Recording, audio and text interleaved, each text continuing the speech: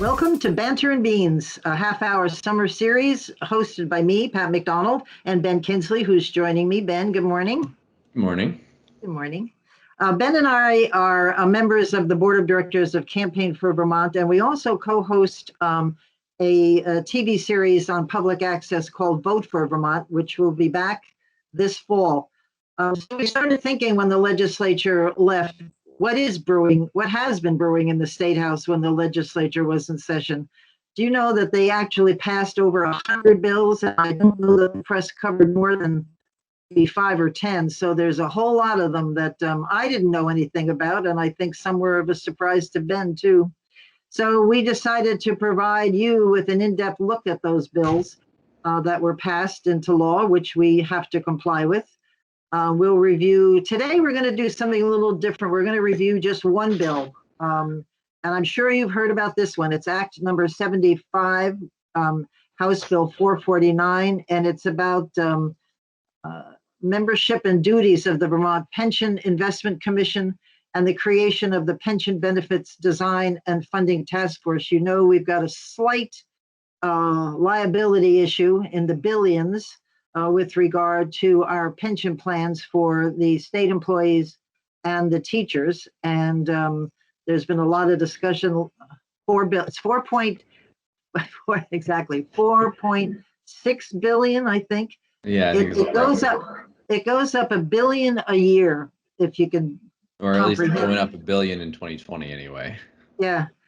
And it's a lot of money. When I first heard about it, it was much lower than 4.5 or 6 billion. And I think when Tom Pelham and I were having breakfast and he told me, and I think I made a rather loud noise in the restaurant. Everybody looked. I'm like, because I thought billion. What are you talking billion? But here we are. And just for the record, this is a problem that is extended over 10 years or more, and it impacts all political parties. So it's not just one political party. It's happened under Democrats, Republicans, and so we all have a little stake in this game here. And so they have put together this bill, and I'll give you an overview of it, and then Ben will get into some of the details of the two committees. And at the end, I'll give you a little highlight about what they've been doing. They've been meeting, this task force has been meeting this summer. And last committee meeting, they had a very interesting presentation, which I'll discuss. So the bill itself has three main components. They have always had the Vermont Pension Investment Committee, referred to as VPIC, but they looked at that commission. It used to be called committee. Now everything is called a commission. I'm not sure what there's any difference between committee and commission, but changed in statute to reflect commission. But they've added members and they've expanded the duties and training and reporting requirements by the commission. I think the legislature perhaps realized that that they weren't getting as much information as they needed to follow what's going on a regular basis. They asked the commission to develop a written policy for implementing an asset allocation study and an asset and liability study by January 2022 when the legislature comes back.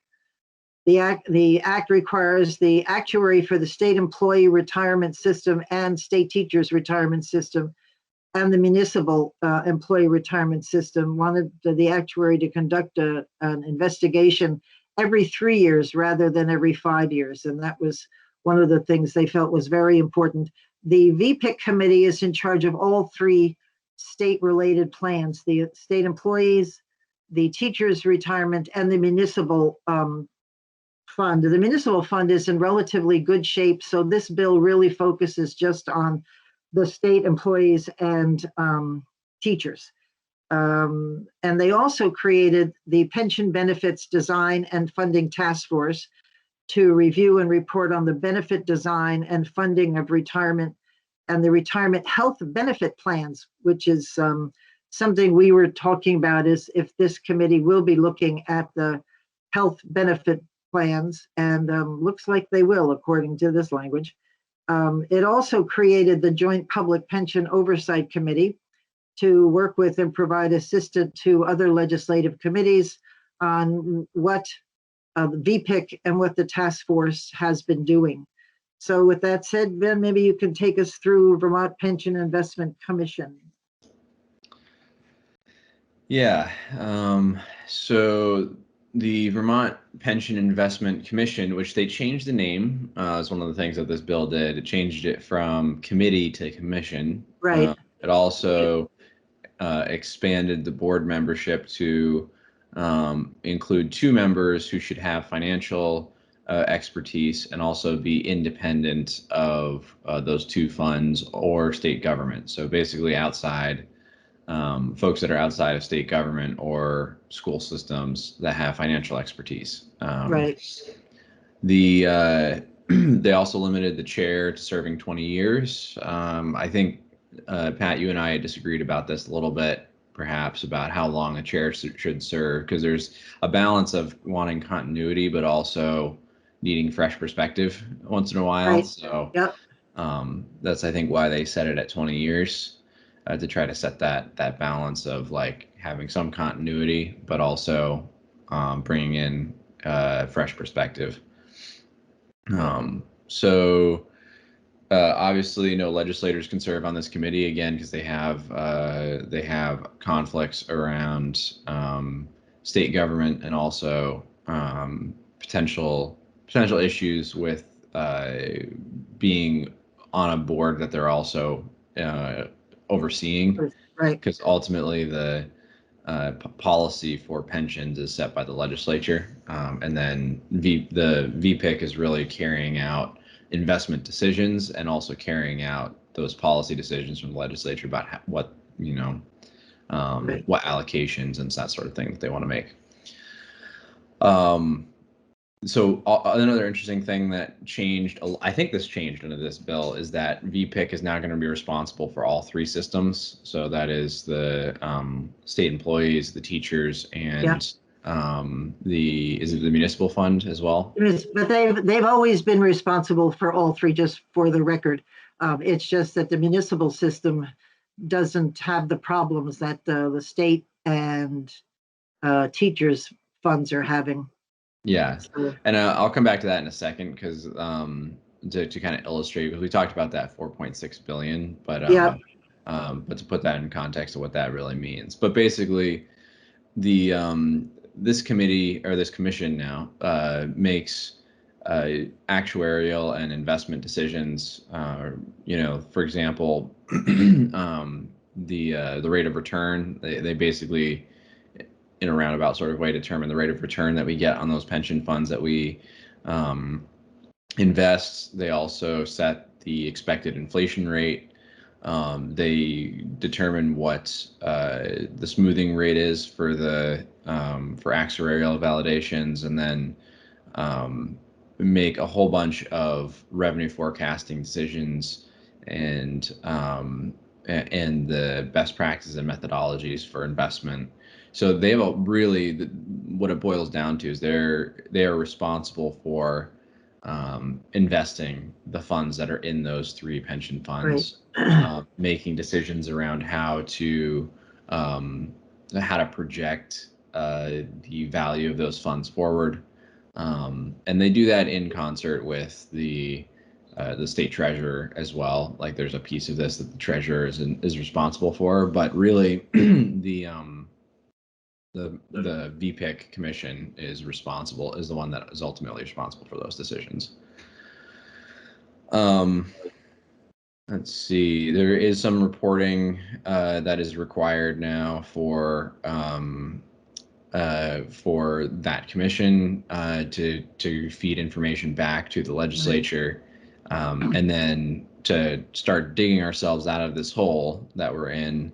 The legislature put together a commission or a task force that's going to meet over the summer. It's going to make decisions around not so much public investment, although that's part of it. The legislature has already committed an extra 150 million to pre-funding those pension funds, but also really what this commission is going to be doing, or this task force is going to be doing over the summer, is to make decisions around benefits. And Yep. to understand why this is important and why this is such a big deal, you kind of have to explain what that 4.6 billion number means. And that is basically sort of like a mortgage. Pensions are amortized over a 30-year period. So you look forward 30 years and say, okay, here's the benefits. Here's what it's going to cost to maintain the level of benefits that we promised employees. So here's the cost curve on that. And that cost curve may not be straight. In fact, we know it's not straight. It's actually exponential. Right. But let's, for the sake of argument, say that it's straight. And then you look at where the pension funds are now, and then the expected rate of return on those pension funds. And the goal is to make sure that those two things end up in the same place. So if you are projecting 30 years from now that it's going to require, let's just say $100 million, because that's easy math, $100 million to maintain the services that you've promised to retirees, you want to make sure that your pension funds are going to be able to yield that amount of revenue 30 years from now. And the problem, essentially, and this is why we have a shortfall or a deficit in our pension funds, is that our projection of benefits is here and our revenue is here. And the distance between those 2 points is 4.6 billion in revenue. So that is the problem that we're trying to solve. And you can do that one of two ways. You can either increase the amount of funds you're putting in up front because then you're gaining interest and compound interest on a larger sum of money to start with. So that's called the pre-funding. And then you can also reduce the slope of your benefit expectation by either changing your benefit structure or doing something else. There's a lot of tools you can play with there. So that is essentially what this task force is that the legislature has that's meeting over the summer is responsible for. They're trying to figure out, the legislature's already set aside 150 million in pre-funding that they can put towards this. That's public dollars, taxpayer dollars that they can use to pre-fund those pension funds to bring the revenue expectation up, but it's not going to bring it up enough over that 30-year period. So they also need to figure out how to bring the expenditure expectation down, and that is what this task force is supposed to be doing. Right now, the legislature is focused on wiping out just the $1 billion increase that resulted from COVID, more or less, that happened over the last year. So they're not even addressing the other 3.6. They're really just trying to address the 1 billion that we've seen over the past 12 months. Yeah. And that cost is going to be somewhere around $250 to $300 million to this year if we did that.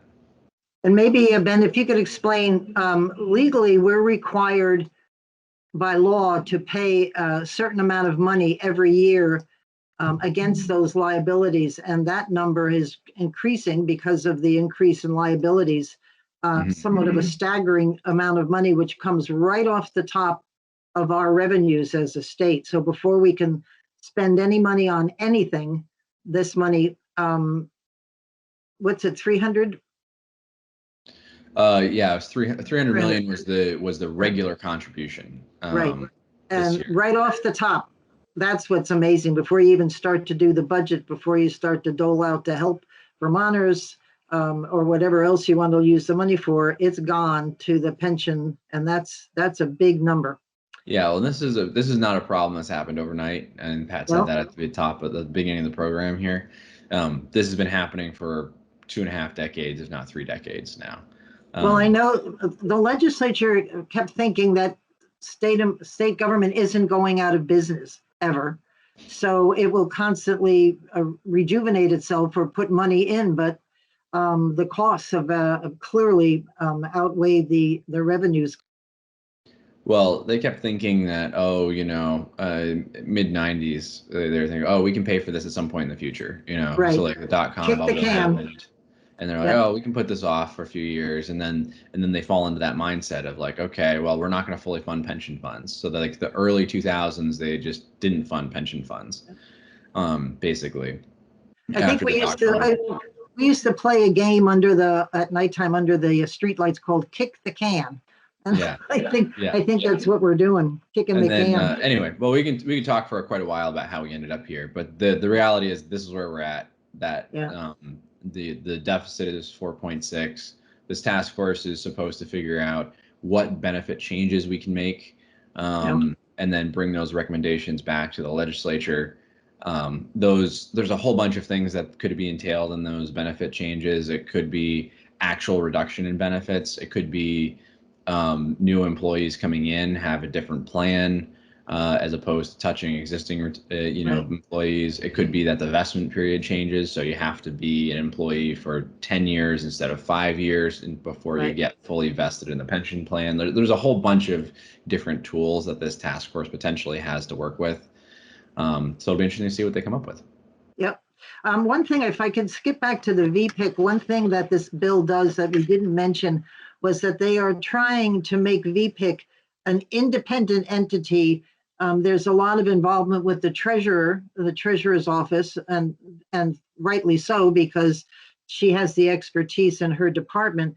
But they wanted the VPIC to hire a consultant to help them identify best practices and necessary actions that need to take place to make VPIC a truly independent entity, so that it stands on its own with its decisions. And I thought that was a very important thing we did, because it needs to support its decisions, and I think they would make sure what they're doing and saying is the right thing for all three plans. So that's that. And then the third committee that they put together, this one is interesting to me. It's the Joint Public Pension Oversight Committee. It's 3 members from the House and 2 from the Senate, and they're just kind of a watchdog group that these task force will report into, and they will get reports from VPIC, so that any public policy relating to the provisions of the retirement benefits will go through this group. It'll be a filter for the rest of the legislature, so that these folks will have more knowledge than just testifying in front of the committee. They will really dig deep and be able to answer questions from their co-workers. They will also issue public policy relating to the health benefit design innovations and state regulatory measures. So they've got a lot of work to do, and there's only 5 members, but they will rely on Joint Fiscal and Ledge Council to give them whatever advice and counsel they need. And I'm sure that they'll have testimony throughout the legislative session, which reminds me also, the task force is required to have a lot of public input. So if you want to weigh in on this issue, they will have several public hearings, which we will cover, Campaign for Vermont will cover. And so I'm just thrilled that they are finally doing something. We had hoped they would maybe have some more concrete recommendations by the end of this legislative session, but we're just glad to be here. I am anyway, because it's been a long time coming, and I think they realize where they're at. I just don't know what the solution is. I've been working on this issue for almost 10 years now. Yeah. And for a very long time, the legislature didn't recognize we had a problem. And granted, when I started working on this, the deficit was closer to like 1 billion. I think it was 1.2 maybe. And the legislature refused to acknowledge they had a problem again and again and again. And the state treasurer refused to acknowledge they had a problem. And so when experts like pension and investment experts brought this issue to the legislature, the state treasurer and the teachers unions and the state employees unions were all like, oh, no, there's nothing to see here. The pensions are fine. Don't worry about it. And Right. you know, I get the fact that that at that point in time, the treasurer probably thought that she had the situation under control, that they weren't so far down the rabbit hole they couldn't bring Right. themselves out. And also, you know, that's you know, if you're a treasurer responsible for those sorts of investment decisions at the time, that was how it worked. Um, you know, you don't want to admit you have egg on your face, right? So I get that. What the part that bothers me, I think, is that the unions really did a disservice to their members, because if they had acknowledged at that point in time that there was a problem, or at least brought in the experts to Yep. determine whether or not there was a problem, we wouldn't be in this situation today. We wouldn't even be talking about benefits. Right. Um, Right. you know, if we had done it way back when instead of today. And now there's really no way out of this problem without touching existing employees. There really isn't. It's too big of a Yep. problem. And that, you know, there's plenty of blame to you know, share around on that. But I really feel like the unions missed. Like if I was a union member and I was aware of how the unions treated this, I'd be pissed, Yeah. because they really did a disservice to their membership by not taking those concerns seriously. Well, and you know, we've had David Coates on, who is a retired manager of KPMG, one of the leading actuarial firms, accounting firms in, I would say, the nation. And he has been working on this issue for 10 years, taking his own time and an effort to analyze this situation. Every year I was in the legislature, he was there presenting his take on the pension, and he was right. And where do you get that kind of expertise to help you? It really shocked me that they wouldn't listen, Yeah. but they're listening now. Well, and so we're in a situation now where, and actually, so what changed in the last year is that the treasurer changed her mind. The treasurer came out saying, "Okay, we Yeah. have a problem. We can't control this anymore. We need help." Right. And that was enough of a push Yeah. To get the ball rolling. And when legislators really started digging into this, I think they were shocked. They were caught Yeah. pretty flat-footed. They had no Yeah. idea that it was the way that it was. And looking at the reaction from legislators, to their credit, they realized, oh, this is not just a one-year issue because of COVID. This has been going on a long time. You can blame maybe 1 billion of that deficit on COVID, but the other 3.6 Right. Right. was not COVID. That was Right. us. So, and they realized that, to their credit. Yeah, I was going to say, I give Beth a lot of credit, Beth Pierce, our treasurer, a lot of credit for coming forward. And she presented a pretty solid plan. We disagreed with some of the things, but I don't think there's going to be any action taken that people will agree with 100%, because somebody's going to take the hit. And a lot of people want taxpayers to take the hit, and others are looking to state employees or teachers. And I'm hoping that they can find some kind of compromise or balance. How much time do we have left, Ben? Because I wanted to talk a little bit about they've been meeting, the task force has been meeting. They've had 3 meetings so far. And this last one, the 4th meeting, was actually the first time they sat down and really rolled up their sleeves. The first 3 were really getting all of the other members up to speed on what the committees of jurisdiction of this heard this last legislative session. So it was a lot of things that we had heard already. But this last meeting, Chris Roop, who's an attorney from the Joint Fiscal Office, put together an incredible presentation which talked about reducing liabilities and increasing assets. So as Ben talked about, getting that line to those lines to merge, and how to have such a gap between liabilities and assets. And Ben did cover a couple of the recommendations that he made, but I would suggest that I think we're going to campaign for Vermont. We'll probably report on these suggestions, and you should take a look on the website, under the legislative website for this bill. It's under the presentation is there under the documents that are supporting the bill. But he puts out some other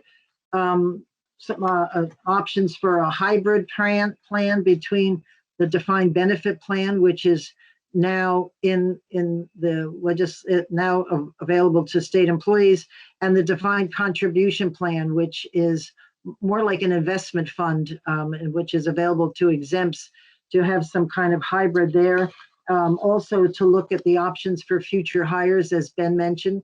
You can have a lot of opportunity to change new hires coming into the state, which will have some impact on the deficit, but depends on how radical one gets. New people coming into the plan really have an impact on future obligations. And then there's a big discussion in this presentation about risk sharing. How much risk does the state want to take itself? How much risk does the state want to have the employees take? Like, if the market goes up, you benefit. If the market goes down, maybe you don't benefit. Maybe you take the hit. But as somebody who, I was not in the defined benefits plan myself personally. I was in the contribution plan, which was for exempts, but you really rely on that benefit for retirement. So so far they haven't discussed impacting already retired employees, which I think is a good thing. But I think if you come into state government and they say, here's the deal, and you say yes to the job, you know the deal. But halfway through your work experience, to have something change like that is pretty dramatic. But I'll give a really quick example, because just talking about these, I do a diverse investment portfolio for a pension fund. A lot of people think stocks and bonds or mutual funds or whatever. And yes, pension funds have a lot of those. But in my day job, I work for a software company, and that software company is owned by a venture capital firm, which the largest investor in that venture capital firm is the Alberta Teachers Pension Fund. Oh, cool. So basically, more or less, in a roundabout sort of way, the company that I work for is owned by a teachers pension fund in Canada, in Alberta, Canada. And that's not necessarily the way you think of, pension funds, especially when it comes to venture capital, because venture capital is typically high risk, high reward. High risk, right? Yeah. So so that's just, I'm just putting that out there to think about. Like, this is not all stocks, bonds, mutual funds. Like, these are oftentimes very diverse investments, where you have some that are conservative, like bonds and things like that, and some that are more aggressive, that get a higher rate of return. It's a big commitment to make, though, when you're going into pension plans and stuff. I know each of these funds has a separate committee made up of state employees, teachers, and municipal workers who oversee this. And that's a big responsibility for them when they say high risk, low risk. Because low risk, you may not make as much money. High risk, you have the opportunity to make big bucks, but also on the other end of the coin, not when it doesn't go right. So it's a complicated issue, and I think that's why I think the legislature just assumed that the pension was rolling along and didn't realize that all the nuances of what it takes to run a successful pension plan. So we'll see what that oversight committee does. Yeah, and maybe we'll be lucky enough that they will have a plan out by the end of the summer, and we can actually cover it on this show. If not, we'll cover it this fall and vote for Vermont. Exactly. Yeah. So cool. Well, thank you all for tuning in and stopping by to have some coffee with us. Right. And we will catch you on our next episode.